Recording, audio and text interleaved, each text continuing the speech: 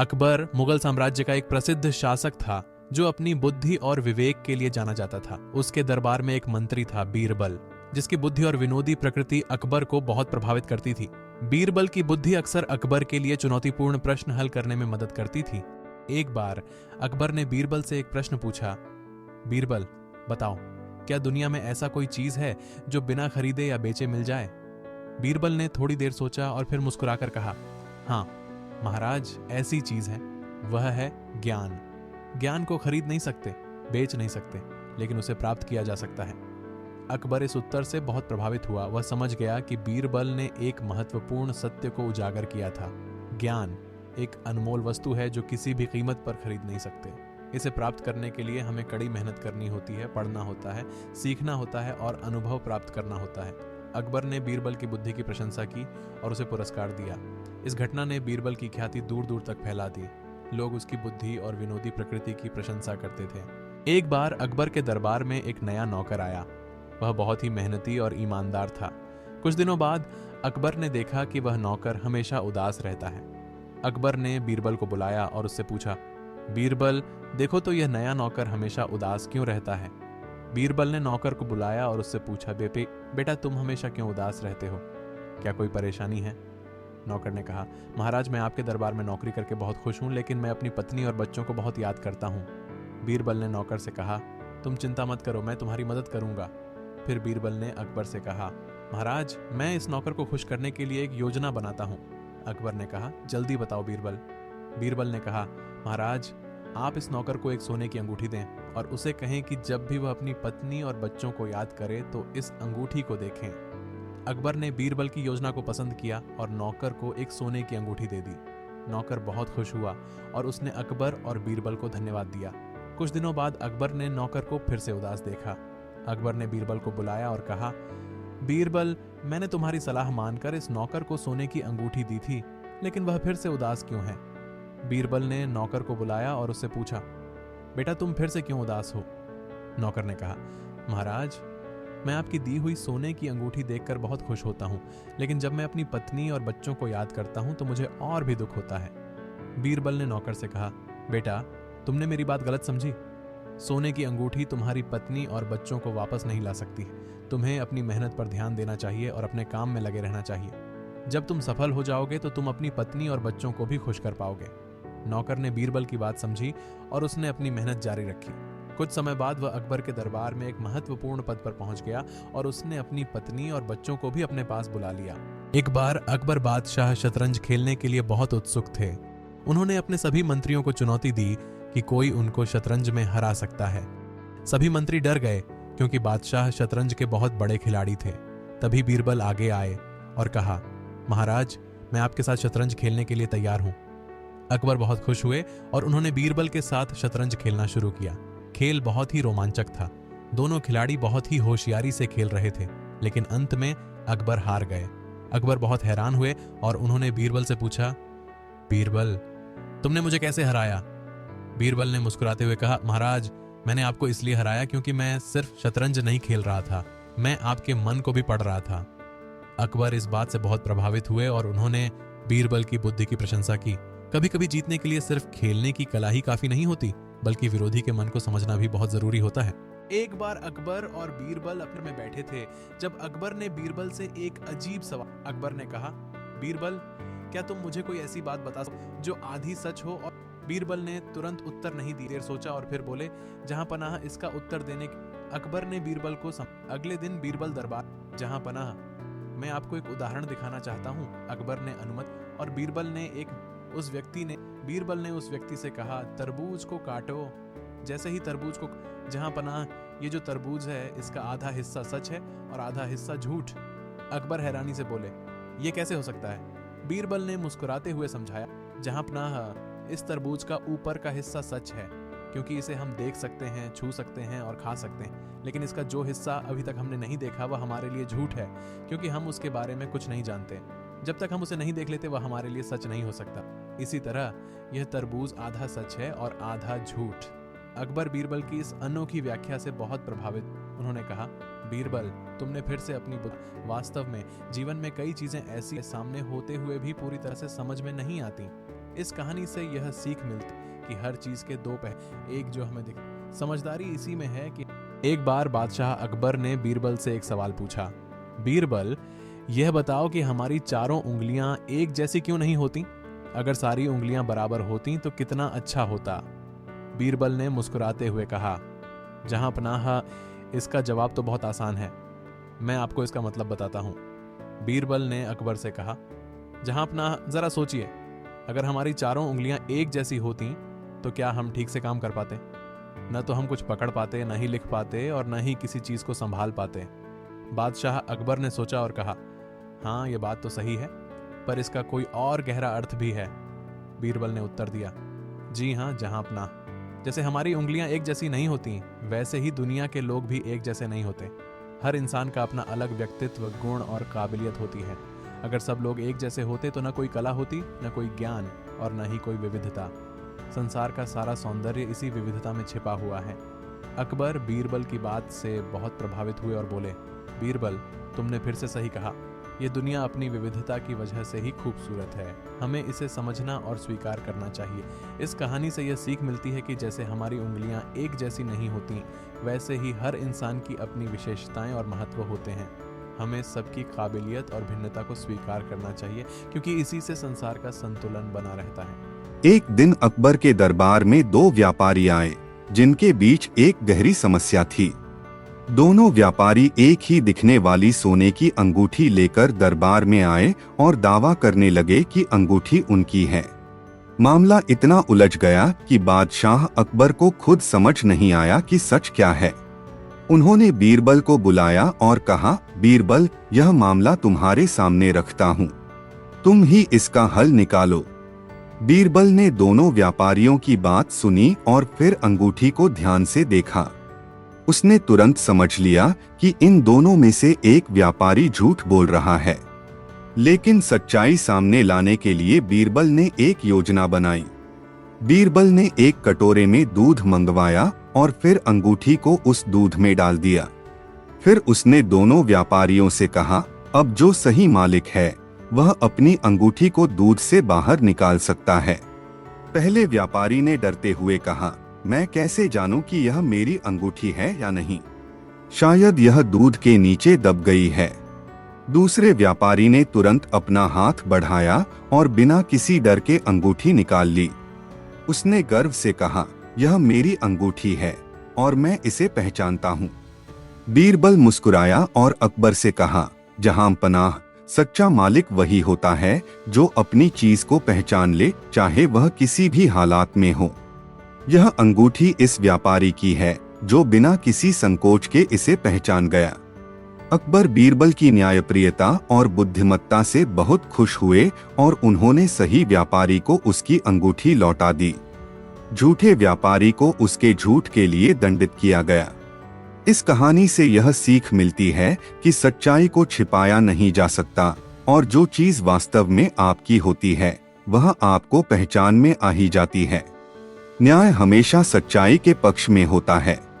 एक बार अकबर के दरबार में यह चर्चा छिड़ गई कि इंसान की सबसे बड़ी ताकत क्या होती है। कुछ दरबारियों का मानना था कि ताकत धन में होती है, तो कुछ ने कहा कि ताकत सेना में होती है। अकबर ने सोचा कि इस प्रश्न का सही उत्तर केवल बीरबल ही दे सकता है, इसलिए उन्होंने बीरबल को बुलाया और पूछा, बीरबल, तुम्हारे विचार में इंसान की सबसे बड़ी ताकत क्या होती है? बीरबल ने थोड़ी देर सोचा और अकबर से कहा, जहां पनाह, मैं आपको कल इस सवाल का जवाब दूंगा। अगले दिन बीरबल एक छोटे से लड़के के साथ दरबार में आए। वह लड़का बहुत सामान्य कपड़ों में था और देखने में कोई विशेष नहीं लग रहा था। बीरबल ने अकबर से कहा, जहां पनाह, मैं आपको सबसे बड़ी ताकत दिखाने आया हूँ। अकबर ने आश्चर्य से उस लड़के को देखा और बोले, यह लड़का, यह कैसे हमें सबसे बड़ी ताकत दिखाएगा?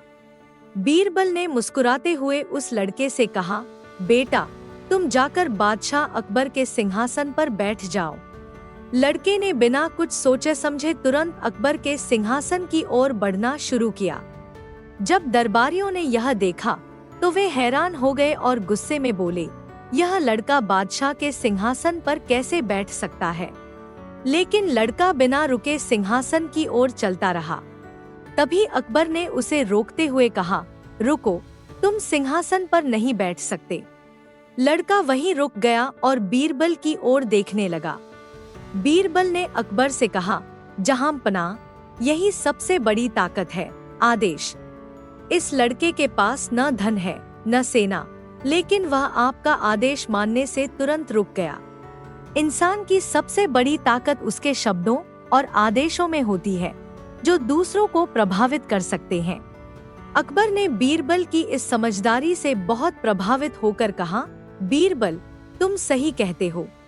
शब्दों की ताकत और सही आदेश ही इंसान की सबसे बड़ी ताकत होती है।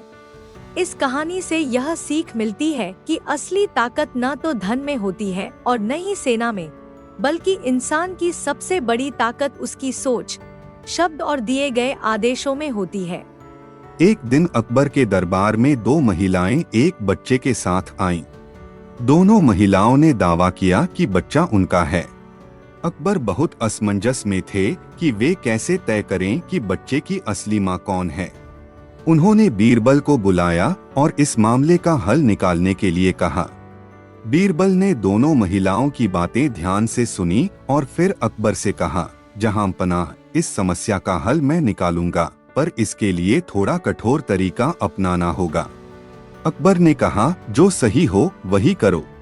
बीरबल ने अपने सैनिकों से कहा कि वे एक तलवार लाएं। फिर उन्होंने आदेश दिया कि बच्चे को दो हिस्सों में काटकर दोनों महिलाओं को आधा आधा बच्चा दे दिया जाए। यह सुनकर एक महिला चुपचाप खड़ी रही, जबकि दूसरी महिला चीख उठी और रोते हुए बोली, नहीं नहीं, कृपया बच्चे को मत काटो। मैं अपनी दावेदारी वापस लेती हूँ, यह बच्चा उसी महिला का है। बस मेरे बच्चे को नुकसान मत पहुँचाओ। बीरबल ने मुस्कुराते हुए अकबर से कहा, जहांपनाह, यही असली माँ है जो अपने बच्चे की जान बचाने के लिए उसे त्यागने को भी तैयार है। अकबर ने उस महिला को बच्चा सौंप दिया और दूसरी महिला को सजा दी गई। बीरबल की इस चतुराई भरी न्यायप्रियता ने एक बार फिर साबित किया कि वह कितने बुद्धिमान थे। इस कहानी से यह सीख मिलती है कि सच्चे रिश्ते में त्याग और प्रेम सबसे बड़ा होता है और न्याय हमेशा सच्चाई के पक्ष में होता है। एक दिन बादशाह अकबर और बीरबल बगीचे में टहल रहे थे। अचानक अकबर के मन में एक विचार आया और उन्होंने बीरबल से पूछा, बीरबल, बताओ दुनिया में सबसे अनमोल चीज क्या है। बीरबल ने कुछ पल सोचा और कहा, जहांपनाह, इसका उत्तर थोड़ा कठिन है, लेकिन मैं कल तक आपको इसका सही जवाब दूंगा। अगले दिन बीरबल दरबार में आए और अकबर से कहा, जहांपनाह, सबसे अनमोल चीज देखने के लिए आपको मेरे साथ शहर में चलना होगा। अकबर तैयार हो गए और दोनों शहर की ओर चल पड़े। बीरबल अकबर को एक गरीब किसान के घर ले गए। वहाँ एक बूढ़ा किसान और उसकी पत्नी बहुत प्यार से एक साथ खाना खा रहे थे। उनका घर छोटा था और साधारण भोजन था, लेकिन उनके चेहरों पर संतोष और प्रेम की झलक थी। अकबर ने हैरान होकर पूछा, बीरबल, ये लोग तो बहुत साधारण हैं। यहाँ अनमोल चीज क्या है? बीरबल ने मुस्कुराते हुए कहा, जहांपनाह, सबसे अनमोल चीज संतोष और प्रेम है। यह किसान और उसकी पत्नी भले ही गरीब हैं, लेकिन वे संतोष और प्रेम से भरे हुए हैं। दुनिया में चाहे कितना भी धन या संपत्ति हो, लेकिन अगर मन में संतोष और प्रेम न हो तो सब व्यर्थ है। अकबर को बीरबल की बात समझ में आ गई और उन्होंने स्वीकार किया कि सचमुच संतोष और प्रेम दुनिया की सबसे अनमोल चीजें हैं, जिन्हें किसी भी धन या वैभव से खरीदा नहीं जा सकता। इस कहानी से यह सीख मिलती है कि सच्ची खुशी और अनमोलता संतोष और प्रेम में है, न कि सिर्फ भौतिक संपत्ति में। एक दिन अकबर के दरबार में एक व्यापारी आया, जिसने शिकायत की कि उसकी तिजोरी से सोने के सिक्के चोरी हो गए हैं। उसने दरबार में रोते हुए कहा, जहांपनाह, मेरे घर में 4 नौकर हैं और मुझे शक है कि इन्हीं में से किसी ने चोरी की है, लेकिन मुझे नहीं पता कि असली चोर कौन है। अकबर ने तुरंत बीरबल को बुलाया और कहा, बीरबल, इस व्यापारी की समस्या का हल निकालो और असली चोर को पकड़ो। बीरबल ने चारों नौकरों को बुलाया और सबकी तरफ ध्यान से देखा।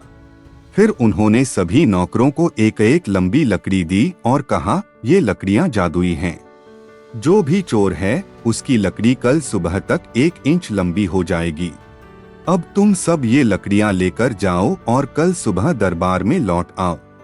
चारों नौकर लकड़ियां लेकर चले गए। अगली सुबह वे दरबार में लौटे। बीरबल ने उनकी लकड़ियां देखीं और तुरंत चोर की पहचान कर ली। उन्होंने एक नौकर की ओर इशारा करते हुए अकबर से कहा, जहां पनाह, यही असली चोर है। अकबर ने आश्चर्य से पूछा, बीरबल, तुमने कैसे पहचाना? बीरबल ने मुस्कुराते हुए जवाब दिया, जहां पनाह, मैंने कहा था कि चोर की लकड़ी लंबी हो जाएगी, लेकिन असल में लकड़ियां जादुई नहीं थीं।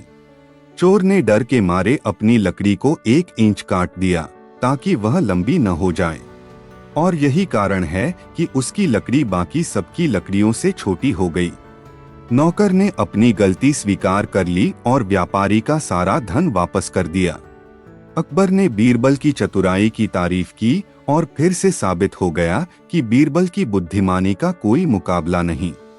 इस कहानी से यह सीख मिलती है कि चतुराई और बुद्धिमत्ता से बड़ी समस्या का हल निकाला जा सकता है। एक दिन अकबर ने बीरबल को बुलाया और कहा, बीरबल, मुझे एक नई बात बताओ। अगर मैं दूध पीऊं और वह दूध साफ न हो तो मैं क्या करूंगा? बीरबल ने मुस्कुराते हुए कहा, जहां पनाह, अगर दूध साफ न हो तो आपको इसे पीना नहीं चाहिए। अकबर ने हैरान होकर पूछा, लेकिन मैं जानूंगा कैसे कि दूध साफ है या नहीं? बीरबल ने कहा, जहां पनाह, मैं इस सवाल का एक परीक्षण करवा सकता हूँ। अकबर ने सहमति दी और बीरबल ने एक बड़े बर्तन में दूध लाने का आदेश दिया। जब दूध आया तो बीरबल ने कुछ समय तक उसे देखा और फिर अचानक एक ऊंट को बुलाया। ऊंट को दूध की गंध दिखाई दी और उसने तुरंत दूध पीने की कोशिश की, लेकिन बीरबल ने उसे रोक दिया। बीरबल ने कहा, देखिए जहां पनाह, दूध में कुछ मिला हुआ है। अगर यह दूध साफ होता तो ऊंट इसे पीने के लिए उत्सुक होता। अकबर ने फिर बीरबल से कहा, ठीक है, अब तुम इस दूध की जांच करो और बताओ कि इसमें क्या मिला हुआ है। बीरबल ने दूध को ध्यान से देखा और कहा, जहां पनाह, मैं इसके साथ एक जादुई प्रक्रिया कर सकता हूँ। अगर दूध साफ है तो यह ठीक रहेगा, लेकिन अगर नहीं तो इसमें कुछ अजीब होगा। बीरबल ने दूध में एक खास जड़ी बूटी डाली।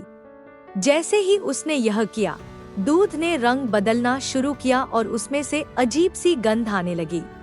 बीरबल ने कहा, देखिए, यह दूध साफ नहीं है।